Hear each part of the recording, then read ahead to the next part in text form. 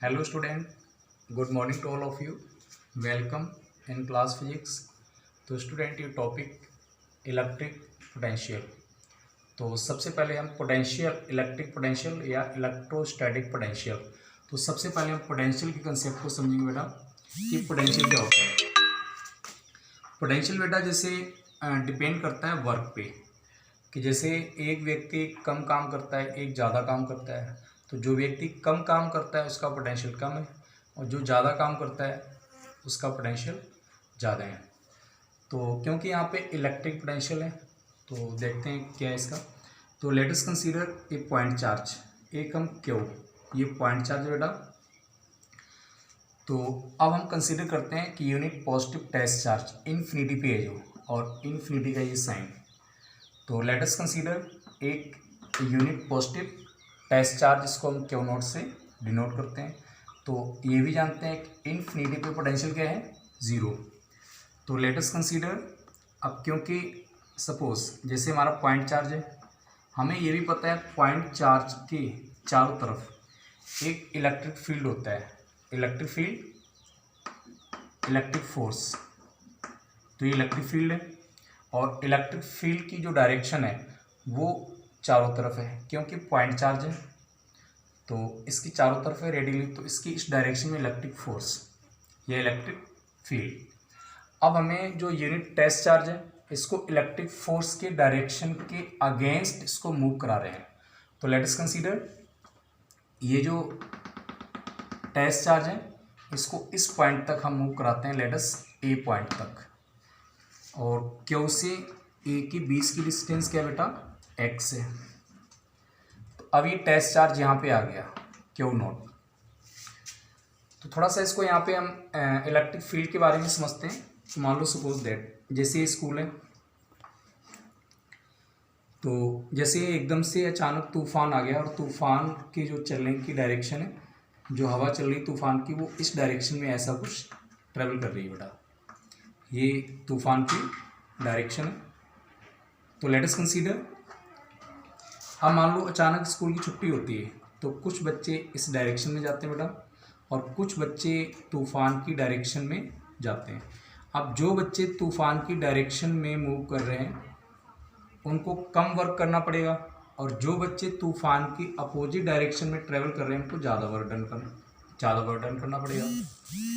तो हम इसको फोर्स को इलेक्ट्रिक फील्ड से समझ सकते हैं कि अगर जो यूनिट पॉजिटिव टेस्ट चार्ज है इलेक्ट्रिक फील्ड के अगेंस्ट मूव कर रहा है तो ज़्यादा वर्क डन करना पड़ेगा, और अगर उसकी डायरेक्शन में तो कम वर्क डन करना पड़ेगा।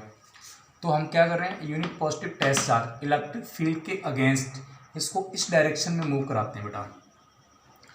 तो इस पॉइंट पे आया, तो यहाँ से इसके बीच की डिस्टेंस क्या है, एक्स। अब इन दोनों पॉइंट चार्ज के बीच जो फोर्स होगा electrostatic force by Coulomb's law, by Coulomb's law. तो you know that F is equal to बेटा क्या होता है, 1/4πε, और क्यू नॉट और उनके बीच की डिस्टेंस क्या है, एक्स स्क्वायर। तो ये फोर्स है, इलेक्ट्रोस्टैटिक फोर्स। अब इस फोर्स की वजह से, तो लेट अस मान लो आप ए पॉइंट पे यूनिट पॉजिटिव, आगे हम इसको और मूव कराते हैं स्मॉल डिस्प्लेसमेंट। तो लेट अस ए से बी तक इसको मूव कराते हैं dx डिस्प्लेसमेंट, क्योंकि x हमारी डिस्टेंस है और स्मॉल डिस्प्लेसमेंट dx होगा। तो इस स्मॉल डिस्प्लेसमेंट की वजह से स्मॉल वर्क डन होगा। तो वर्क डन क्या होता है, work is equal to force into displacement. तो यहाँ पे हमें ध्यान रखना है फोर्स कौन सा है, कूलॉम फोर्स। तो फोर्स की वैल्यू, और ए वेक्टर डॉट बी वेक्टर, इसका फार्मूला होता है ए बी कोस, जैसे ए वेक्टर डॉट बी वेक्टर, ये हम +1 में पढ़ चुके हैं, तो ए बी कोस थीटा, ये फार्मूला होता है। अब क्योंकि यहाँ पे जो एंगल है, फोर्स की डायरेक्शन बेटा कुछ बाहर की तरफ है, और जो डिस्प्लेसमेंट है, डिस्प्लेसमेंट की डायरेक्शन इधर है dx, ए से बी। तो फोर्स और डिस्प्लेसमेंट के बीच जो एंगल होगा वो 180 होगा, क्योंकि जो फोर्स इलेक्ट्रोस्टैटिक फोर्स है वो बाहर की तरफ है और डिस्प्लेसमेंट डायरेक्शन अपोजिट है, अपोजिट साइड है, तो इनके बीच जो एंगल होगा वो 180, तो dx cos 180, तो ये वर्क डन। तो cos 180 की वैल्यू क्या होती है -1, तो ये आ जाएगा f dx, तो माइनस के f dx। अब बेटा हमें क्या करना है, हमें टोटल वर्क डन निकालना है। हमारे पास वर्क आ गया, तो work is equal to minus f और dx, वर्क डन आ गया। अब हमें वर्क निकालना है टोटल वर्क डन। उसके लिए हम क्या करें, लिमिट क्या है कि जैसे हमने टेस्ट चार्ज को इन्फिनिटी से मूव कराया और जिस पॉइंट तक हमें लेके आना है वो हमारी क्या होगी, लिमिट। मान लो हमें P पॉइंट तक लेके आना है बेटा, इन्फिनिटी से P पॉइंट तक। कहाँ से लेके आना है, इन्फिनिटी से हमें P पॉइंट तक मूव कराना है, और पॉइंट चार्ज से P तक की डिस्टेंस क्या है, r। लेट अस हम r मान लेते हैं इसकी डिस्टेंस, क्योंकि जो ये टेस्ट चार्ज हमें इसको इस पॉइंट तक मूव कराना है। तो जो हमारे पास लिमिट होगी, तो हम उसको पता है स्मॉलर वैल्यू को हम टोटल वैल्यू निकालते हैं, तो साइन ऑफ इंटीग्रेशन। अब हमें क्या करना है, टोटल वर्क डन। क्या करना है, टोटल वर्क डन। उसके लिए हमें क्या करना पड़ेगा, साइन ऑफ इंटीग्रेशन और वर्क डन।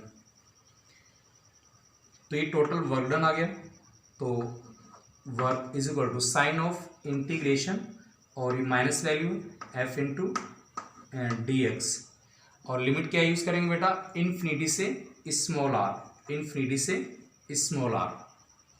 तो इसको आगे करते हैं,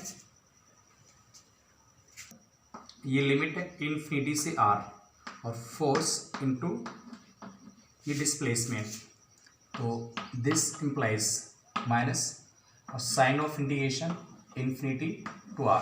फोर्स की वैल्यू पीछे हम निकाल चुके थे, 1 कूलॉम्स लॉ है, 1/4πε और Q into Q naught by में एक्स स्क्वायर और मल्टीप्लाइड ये डिस्प्लेसमेंट कितना है, dx।